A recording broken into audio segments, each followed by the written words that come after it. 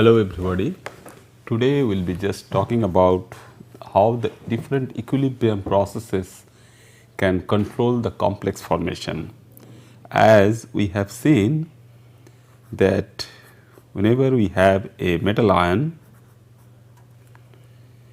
and is forming some complex with the ligands, and if we just simply consider that there are 4 such metal ligand bonds which are present in the final product, that means the final complex. So, this number is very important.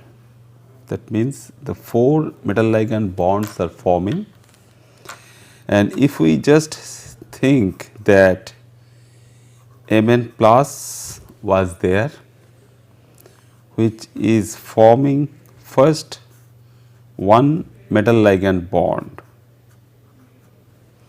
and if this particular process is reversible in nature, that means all these together, that means formation of one coordinate bond, these we all the time we are considering it as a coordinate bond, such that if we have copper 2 plus, the bivalent copper ion is present in the solution, which is dissolved in water.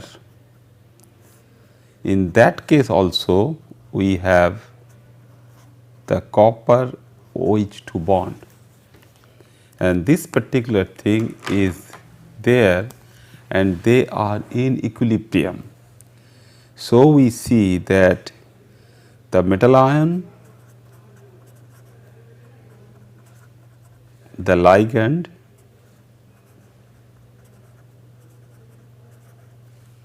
and the complex,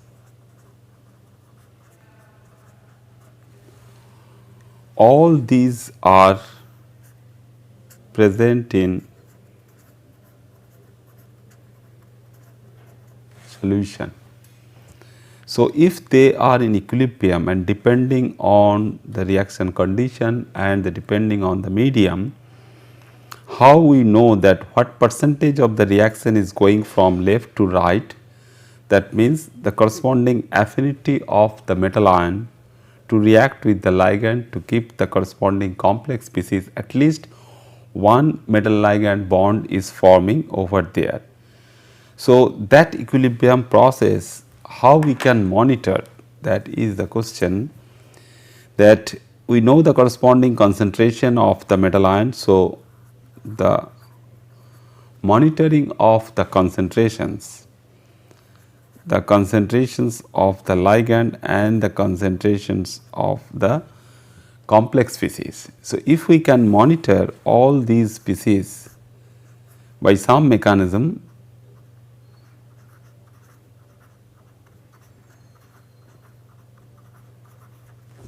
so monitoring of these concentrations, so we can get some idea that how much metal complex is forming by reacting the metal ion with the ligand to give us the corresponding complex species.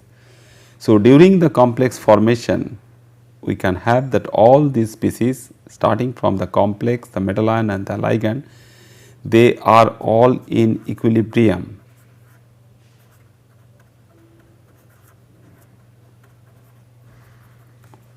So, in today's class, we will just consider how the equilibrium processes are taking place and how the different species can contribute for the equilibrium process, because this is a very important thing what we just can monitor in the solution stage. So, in solution, the complex which is giving us some equilibrium process and how we can monitor the corresponding equilibrium process, such that we can evaluate some constant related to this particular complex formation. That means, the equilibrium constant which can tell us that how quickly the corresponding metal complex will be forming from the individual components. So, that particular equilibrium constant for the forward reaction we can measure, and the constant can be monitored for the different stages of the equilibrium. So, we will be talking in this particular class about the coordination equilibria. So, we have more than one such equilibrium processes. If we just consider that there are 4 ligands and one after another the ligands are coming and bound to the metal center. So, in that particular case, how we can talk about the stability of the corresponding complexes, how much stable the complex is. That means, if we get this particular Ml4 species from the individual corresponding aquated or the solvated metal ion, and how much of these species are forming immediately when we give the corresponding stoichiometric amount of the L.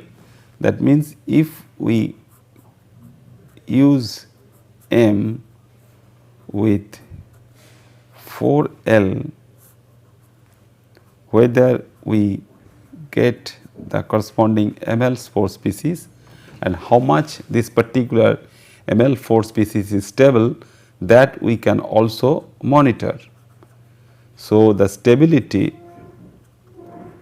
of the complex can also be found out by monitoring this corresponding equilibrium process, because if we see that this Mn plus was there and we can have large number of bound water molecules.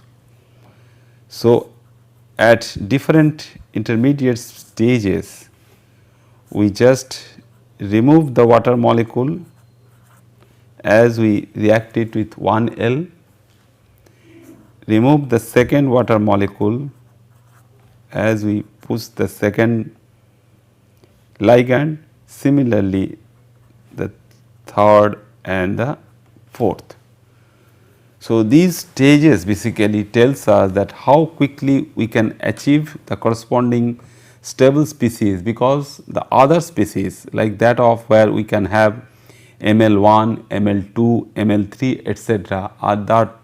are not so stable. Only the ML4 species had some stability compared to the intermediate species. So, then we can find out the corresponding stability constant for that particular process.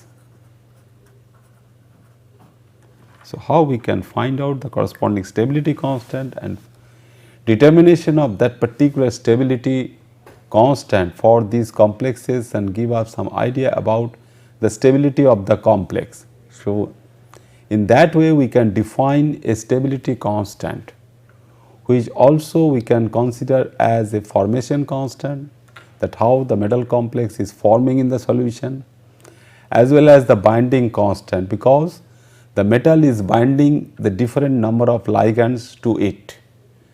So, we can consider it as the binding constant. So, when we are talking about the metal and the ligand system, we will be talking about the corresponding binding of the metal ion with that of the ligand.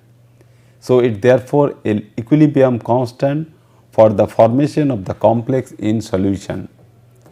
So, how quickly we get the corresponding complex species in the solution? If it is a 4 coordinate one, how quickly we can achieve the corresponding 4 coordinate complex, or if it is a 6 coordinate complex, then whether we are able to get the corresponding 6 coordinate compound from the 4 coordinate one, or some other mechanism can be operating over there such that we get the corresponding octahedral complex. So, situation is little bit different, as we have seen that we can go up to a coordination number of 16 say. So, if we want to have a corresponding compound where the coordination number of 12 at least can be achieved around the metal center. So, there will be definitely some 12 stages of formation of one after another metal ligand bonds.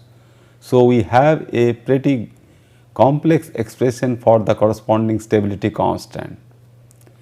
So, how we get the corresponding stability constant? It also gives us some idea about the measurement of the strength of interaction between the reagent that come together to form the complex. So, when the reagents are metal and ligand, we will be talking about the corresponding formation of the metal complex. It can be some other non-covalent interaction, so or some supramolecular interactions at the same time. In that particular cases, we can have one component is binding to the other. In that case also the species what is forming on the right hand side due to the binding of the two fragments on the left, we call it as a complex species, and in all these cases we can have the corresponding constant, which constant is known as the corresponding stability constant or the formation constant for the complex species. So, it is true for some other physical system where we are not talking about the metal and the ligand, but some other biochemical reactions, some supramolecular interactions, some non-covalent interactions. In that particular case also the same types of expressions are useful to find out the corresponding equilibrium. So, first thing what we can see that we can have the interactions when we have the compounds which is forming from the metal ion and the ligands. So, in these cases we can have two kinds of complexes. When metal and the ligand is forming, it is one complex, and the supramolecular complexes such as host caste complexes and complexes of anions. So, when we have no such physical quantity like metal and ligand, but we can have a host such as some big inorganic cage or some organic cage. So, some cage molecule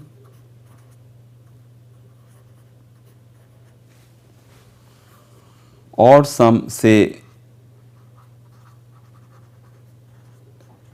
crown ether, but in case of crown ether we know that it has some donor groups, oxygen based donor groups, which can coordinate to the metal center like sodium, potassium, lithium, etc. So, in that particular case we can consider it has a complex equilibria. So, complex formation can take place, but within the cage molecule when it is basically trapping. So, if it traps the guest from some hydrogen bonding interaction or some hydrophobic interaction or some van der Waals interaction. So, we get some interaction where the cage molecule, the same cage molecule can trap the guest. So, if we have this particular species, that means if we have the guest plus host which are not bound, and on the right hand side we have the guest which is bound to the host, then also we can have this particular situation that complex is forming.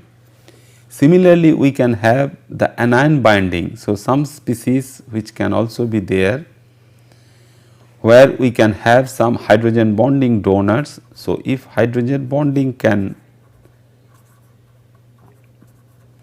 play some important role for some anion, say Cl minus. So, hydrogen bonding can use for some NH groups. So, these NH groups can interact with this Cl minus to go for the hydrogen bonding interactions, and we get the corresponding complex species where this hydrogen bonded form of Cl minus is there. So, it can also be considered at the corresponding complex of Cl minus. So, in this all these cases there are some equilibrium, how strongly they are bound to the corresponding host or this other anion binding site, because anions are also loosely bound in all biomolecular reactions, also in protein molecules, in DNA, RNA and all other cases. In the biological system also this type of anion binding sites are very important, and there we call them as the corresponding receptor sites for binding the corresponding anions, because in true sense the Cl minus binding to some site where metal ion is not involved, we cannot consider them as the corresponding formation of the metal complexes. So, in all these cases we can have the corresponding constant for these formation. So, we can measure the corresponding K values for these complex species. So, host guest complexes and complex anions are therefore very much important in this particular study, and the stability constant or constants what we can get from the informations will be required to calculate the corresponding concentrations of the complexes in solution. That means, if we know the corresponding concentrations of the reagents, then we can find out the corresponding concentration of the complex species.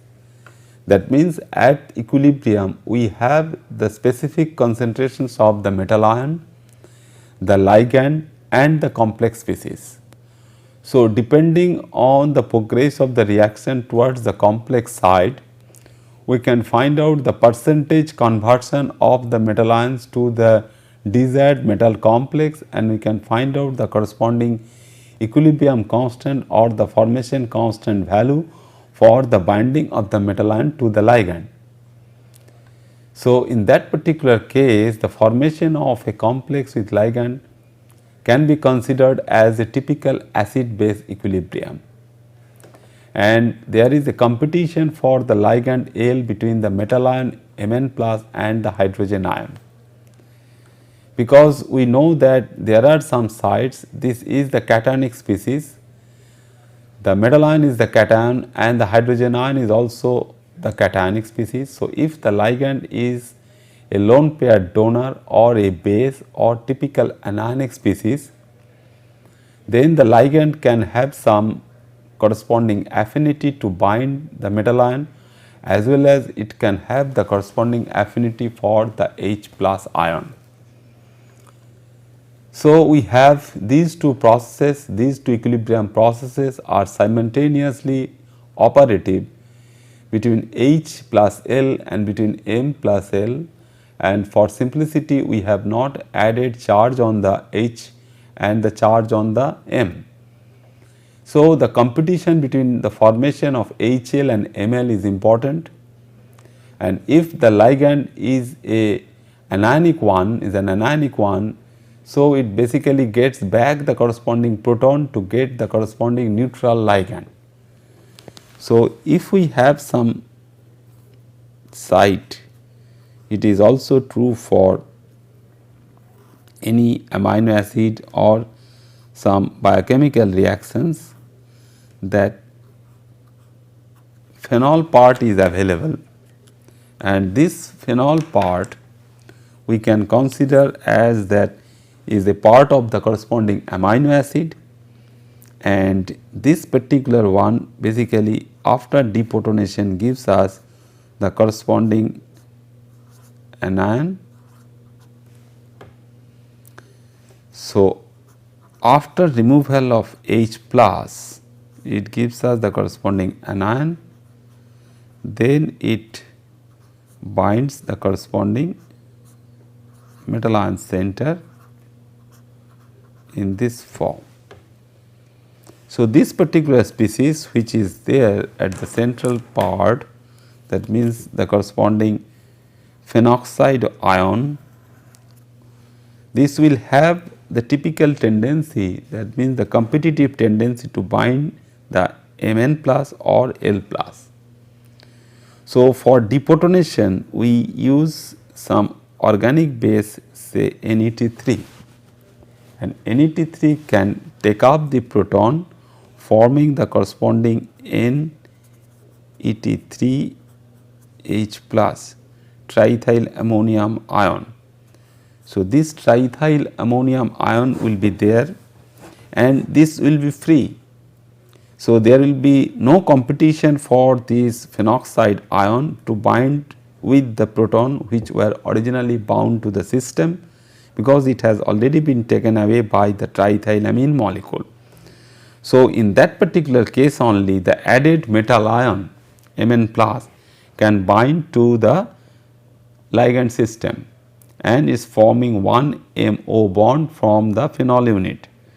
In that particular case only we cannot have the corresponding competition for the L species for both H and M.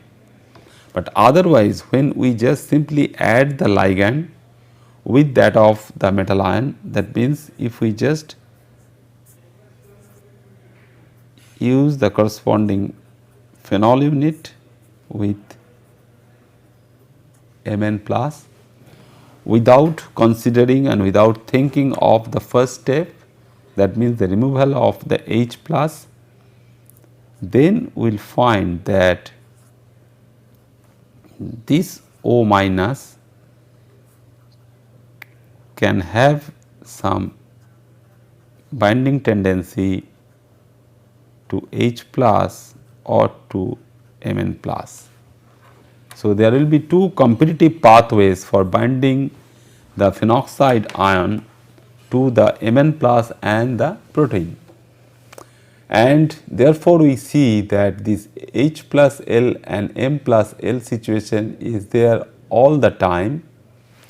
And for the second case, if we can consider that Ml is forming out of M and L, and if we can measure the corresponding concentrations of the fragment like Ml as well as the starting concentration L and M, then at equilibrium what are the corresponding concentrations if we can measure, then we can write down the corresponding equilibrium constant, which is nothing but the concentration of the complex formed the Ml, the concentration of the Ml, the concentration of the M left over at the equilibrium, and the concentration of the ligand at that particular point as equilibrium concentration of the ligand will give us a corresponding constant value as beta.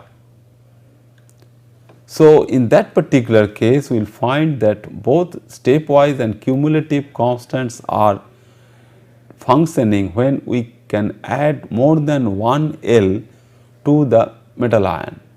That means, we can go from M plus L to M plus 2L. So, M plus 2L can give rise to Ml2, and where we get the beta 1 step and the beta 1 2 step, that means both the steps are operating, and we have the corresponding cumulative constant which is beta 1 2 is the concentration of the final species which has been formed from Ml, because this can also be written in the form of the Ml plus L.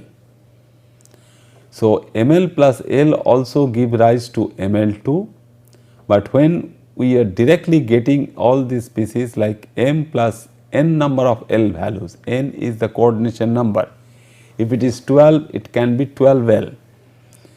So, we just see there that beta 1 2 will be the final concentration of the final species what we are looking for the corresponding compound, and the metal ion remaining in the medium, and the concentration of the L what is there at the equilibrium powered by the number of species what we are using. So, the stepwise constant, that means in first step, that means addition of 1 L, which is also true this, because this particular complex formation all we know is related to the corresponding binding of ammonia molecules to the silver ion. So, how the corresponding reaction what is taking place for silver 1 reacting with ammonia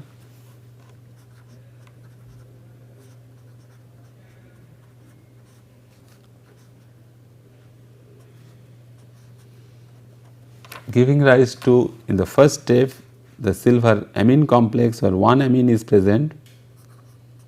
Then in the second step,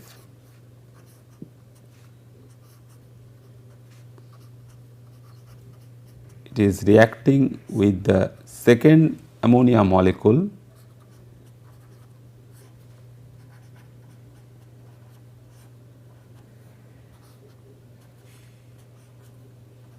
giving rise to AgNH3 whole 2 plus molecule. So, we should know about the corresponding concentration what is forming over there and the concentration what is remaining over during the equilibrium process as the corresponding silver ion concentration as well as the ammonia concentration.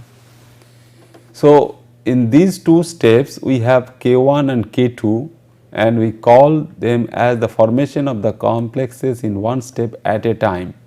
That means, if both K1 and K2 is operating together, we get only beta 1 2 in a single step.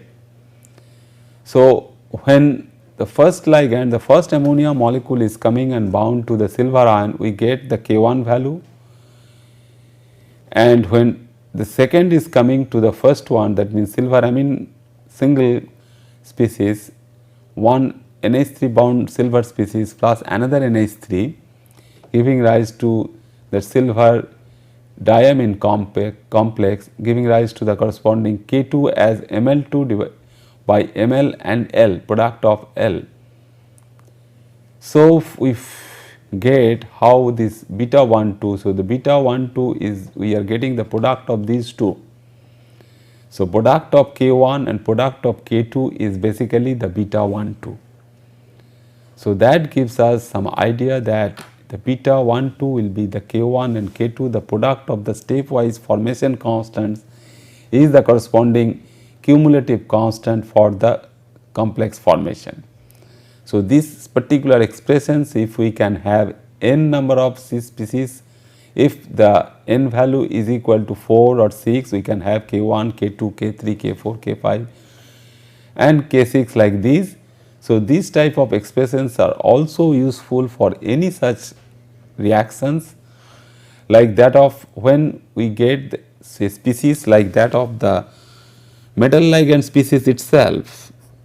So, if we have already the metal ligand species and if we can talk about further binding of any other ligand species, that means the L prime or similar thing, and when we find that these sort of things are also possible in some protein envelope, one such good example we will talking in one of our future class also, that is the binding of hemoglobin during the corresponding oxygenation reaction. So, O2 binding by the hemoglobin molecule. So, L prime would be our oxygen molecule and we have the metal center as iron. So, this metal center is our iron center and this L prime is our O2. So, the binding of the hemoglobin molecule of O2 can also be studied in the same fashion by the different steps if there are more than one steps. So, in the biological system also we can monitor the oxygenation reaction using the same procedure. That means, the beta 1 2, beta 1 2 3 or beta 1 2 3 4 can also be monitored for a reversible reaction like the oxygen binding to the iron center in hemoglobin or in some cases also with myoglobin molecule. So, we have the beta values for different types of complex formation. So, once the complex is formed, so it can be the typical metal ligand assembly or it can be the bound oxygen to the hemoglobin or the myoglobin molecule. It does not change much, but some of the ligand can come off or be exchanged for other ligands. So, we see that there is a ligand exchange reaction because typically when we go for some reactions like that of the corresponding water bound metal ion with some replacement with say ammonia molecule, we find that water ligands, that means the aqua ligands, are substituted by the amine ligands. And this particular transition from the aqua complex to the amine complex, there will be some control by the thermodynamic factors that relate directly to the Ka values, the formation constant values. So, we see that the water molecules, the 6 water molecules are bound to the nickel and is a ligand substitution reaction in a stepwise manner again. That means one after another amine molecules are coming and substituting the 6 water molecules already present to the nickel 2 ion, giving rise to the corresponding binding of 6 ammonia molecules to the nickel center and with the corresponding removal of 6 water molecules. Or we can consider that in another way, that we take some other ligand with that of the formed species. That means when we have the hexaamine nickel 2 ion is formed from the hexaaco nickel 2 ion, then it is further reacting with 3 molecules of ethylene diamine, and ethylene diamine is also nicely substituting all the 6 amine molecules.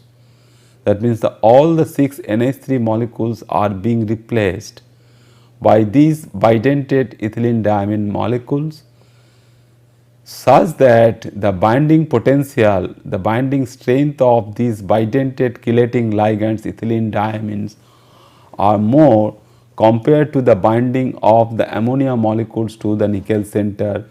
As a result, we get tris ethylene diamine nickel 2 ion with the removal of 6 ammonia molecules. So, 6 ammonia molecules will be removed from the system and we will be ending up with the corresponding tris chelate of the nickel molecule. So, one Lewis base is replaced by the other. So, we have the first step, the monodentate ammonia molecules are there. Monodentate ammonia ligands, they are also Lewis bases, they are bound to the nickel center. In the second step, we are considering as the ligand substitution reaction by another chelating base, which is removing the bound ammonium groups around the nickel ion. So, we want to know the corresponding K value, that means the formation constant value, how this K value is favoring us from left to right towards the formation of the corresponding tris chelate for the compound. A large K value would mean that coordination by En is favored over ammonia. So, if we are able to measure that, experimentally these values can be measured, if we are able to measure the corresponding Ka value in solution for the reaction of ethylene diamine with NH3, we can consider that the binding of ethylene diamine, that means the coordination of ethylene diamine is favored over NH3. That is why ammonia molecules are leaving behind and those positions are taken up by the ethylene diamine molecule. So, we find that the binding of 3 ethylene diamine to this system. So, how we write the corresponding formation constant value is that the formation constant value is the species which are present on the right hand side by the species which are there in the left hand side. That means all the species, the formation of this hexamine compound which was been taken place in the first step, as well as the formation of the new chelate complex, as well as the corresponding concentration of the 2 different ligands. So, this also gives us some opportunity to find out the corresponding K value during the replacement of one ligand by another. So, this is the situation where we see that the 6 ammonia molecules are attaching to the nickel center and ethylene diamine is coming. So, in the first step what is happening? 2 adjacent ammonia molecules are being replaced by one ethylene diamine. So, these will have some attached H2 molecule groups also. So, these are NH2, CH2, CH2, NH2. So, this is the ethylene diamine unit which will replace 2 ammonia molecules. So, this equation we were constructed with the 3 En molecules replacing 6 amino acids, they must occur in a stepwise fashion.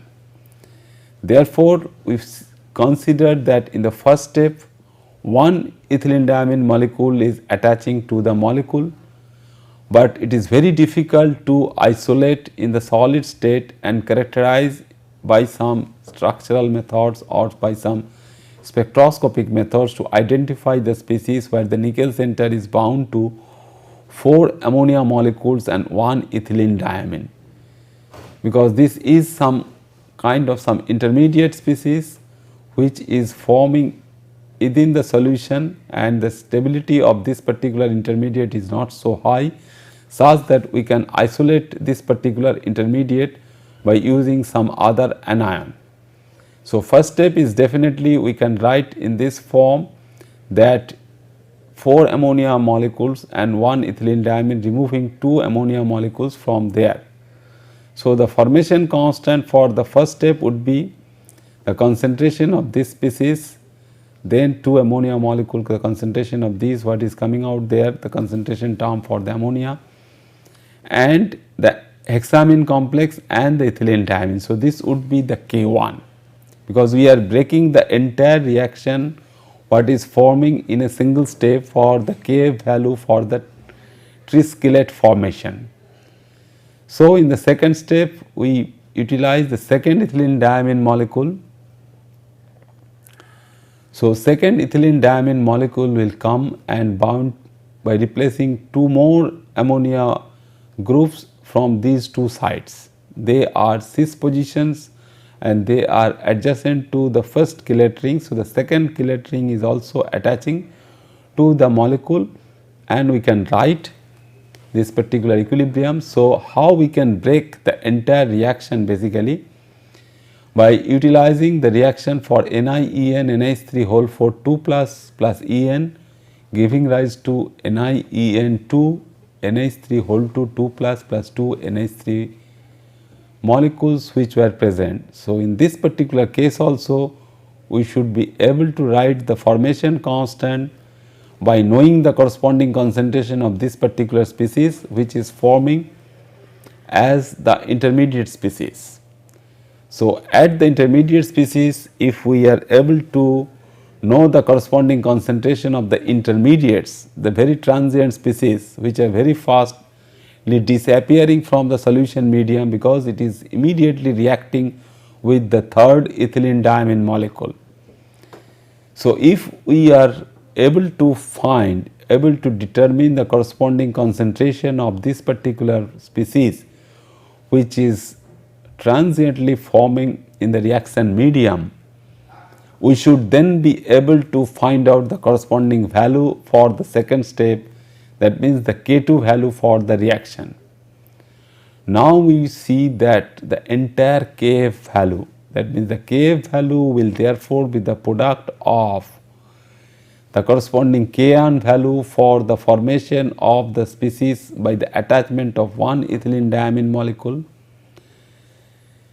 then the formation of the second species, that means the K2 value with 2 ethylenediamine group attaching to the nickel center, and then third the K3 value for the formation of the triskeleton, and the other individual, that means the species, that means the concentration of the species what we are utilizing to write down those expressions on the right hand sides. So, there are some common things. So, this will cut with these 2 values will cut, and these are basically NH3 power 2, NH3 power 2 and NH3 power 2 will give rise to NH3 power 6.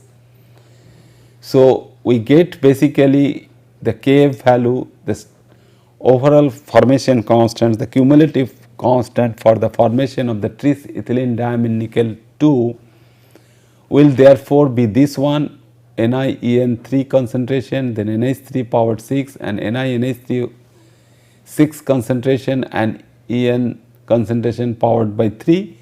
So, we can find out the K for the single step reaction where tris ethylenediamine nickel complex is forming from the hexaamine nickel 2 species. So, the total formation constant is therefore what we can conclude from this particular part, that the total formation constant, the Kf is nothing but the product of the formation constant for each step. So, if we have 3 steps like K1, K2 and K3, we get the Kf value as the product of K1 into K2 into K3. So, we have the Kf, K1, product K2, product K3 and so on. So, in this particular case also, where we know that hemoglobin molecule is nothing but is a tetrameric species,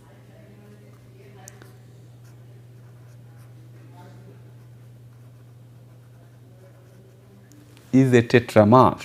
So, tetramer means immediately we can see that we can have 4 iron sides. So, is a heme protein type of thing. So, 4, it has some quaternary structure. So, the quaternary protein structure of hemoglobin tells us that it has 4 iron center, and all those 4 iron centers can be utilized for binding of iron. So, this oxygenation reaction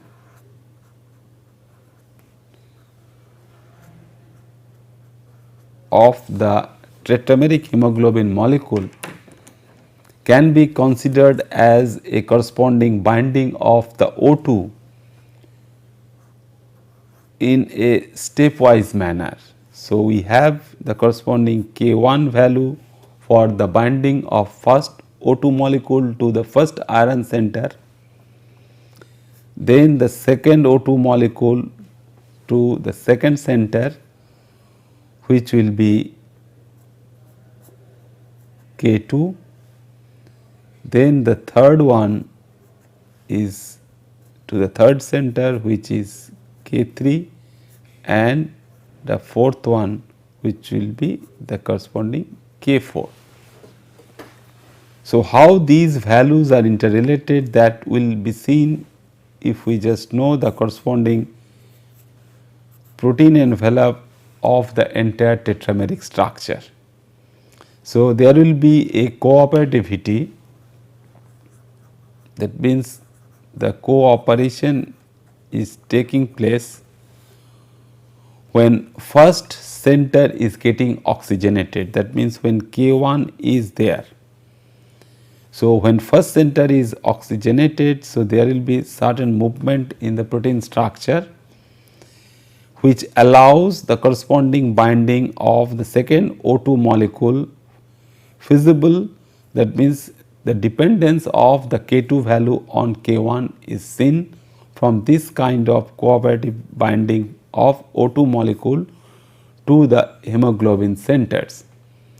So, all together we have the K1, K2, K3 and K4, and is a very complex process for the oxygenation reaction, but the cooperativity of the hemoglobin molecule for oxygen binding, which we can consider as when we have hemoglobin which is in the deoxy form to that of our hemoglobin by binding of 4 O2 molecule at 4 different steps. So, 4 different steps will be required to get the fully oxygenated hemoglobin molecule from the deoxyhemoglobin, and the steps required for the oxygenation reactions are dependent to each other, which will also be known to us the way the reaction goes for the corresponding reversible way for the deoxygenation, because this can go and this can deliver these oxygens to these myoglobin molecules. So, myoglobin molecules are then the acceptors, and these oxyhemoglobin molecules can go for deoxygenation reaction.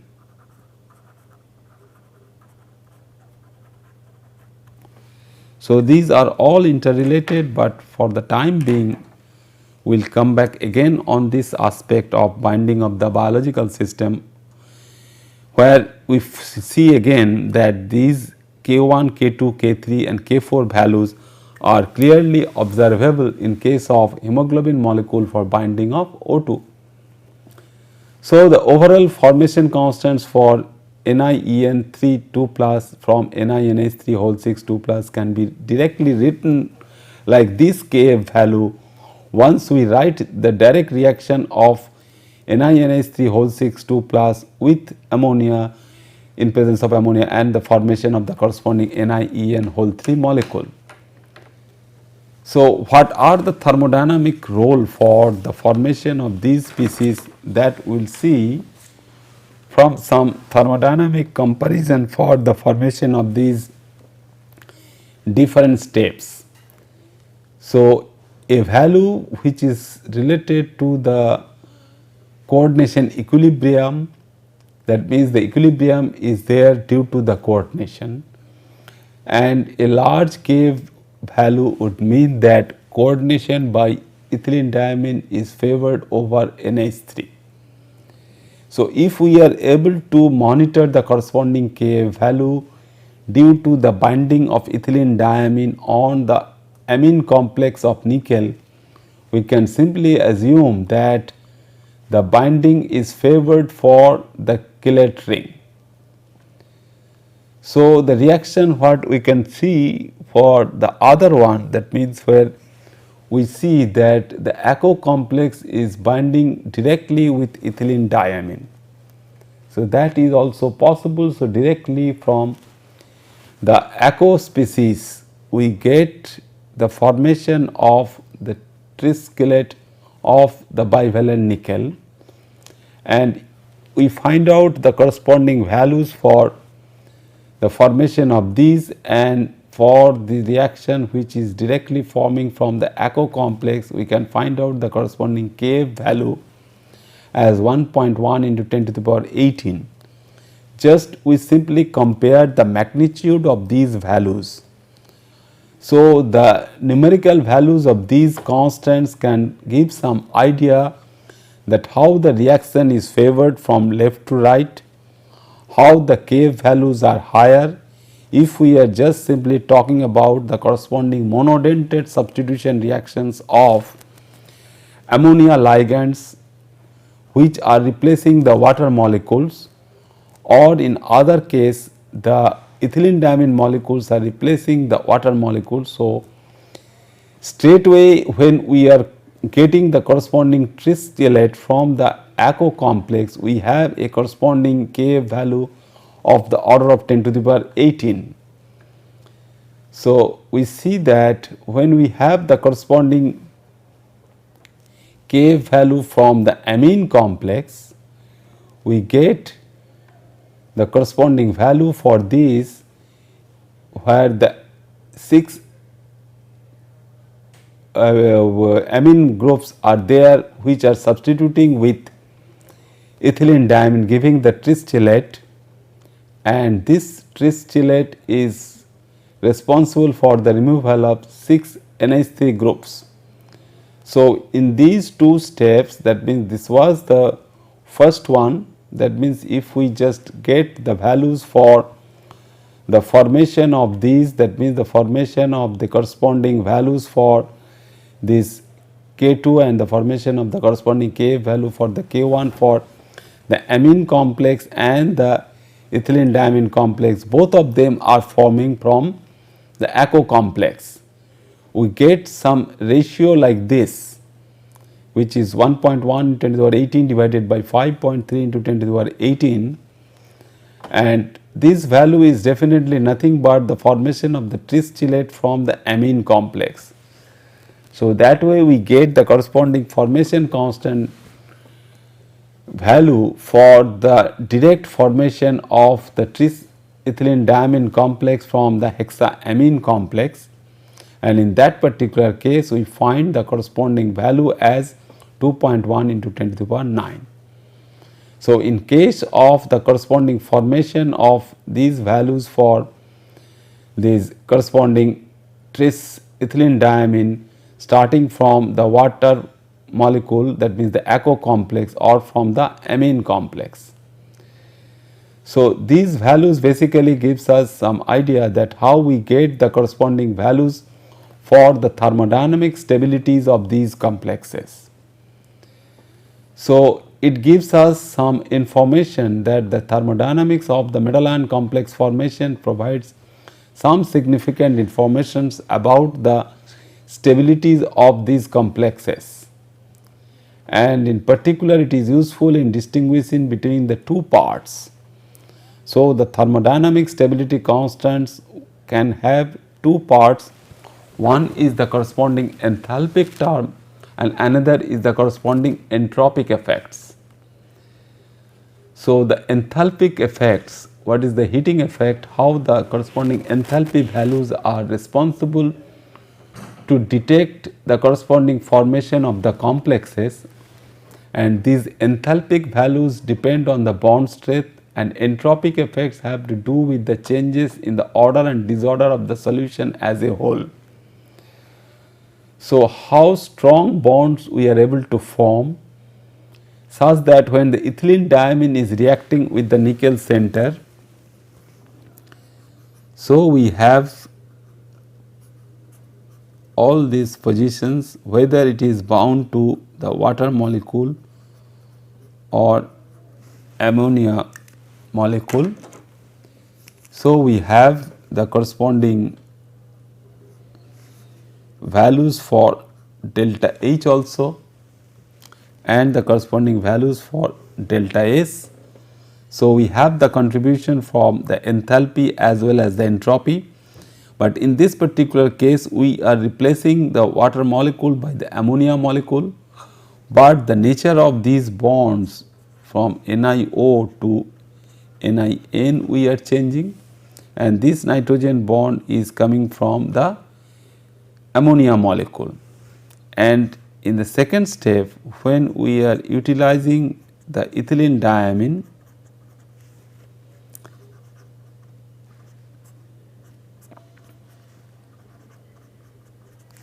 is forming the chelate ring, and in that particular case the NiN bond of different type which is coming from the ethylene diamine is forming.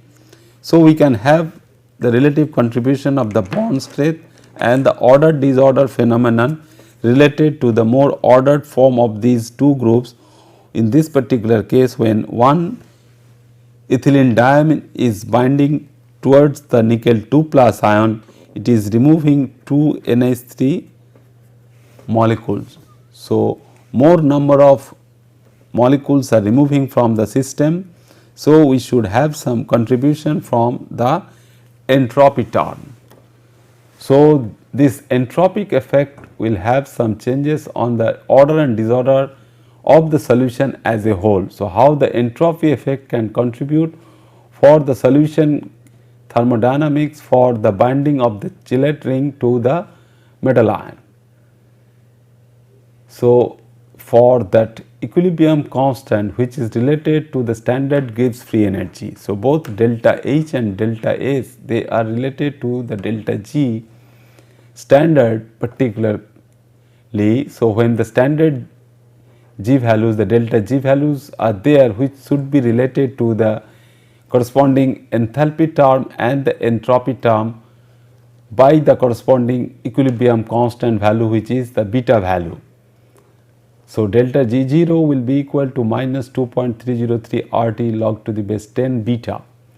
So, this is the constant value what we are looking here for the determination of the stability constant and the formation constant, and this determination of beta value can also give us some idea about the corresponding delta G0 value for the reaction system, where we know the corresponding temperature, and the temperature effect can also be monitored because we know if the corresponding beta value is known, we can find out the corresponding delta G0 values for these reactions, such that the free energy is made up of an enthalpy term and an entropy term, that we all know that it has two parts.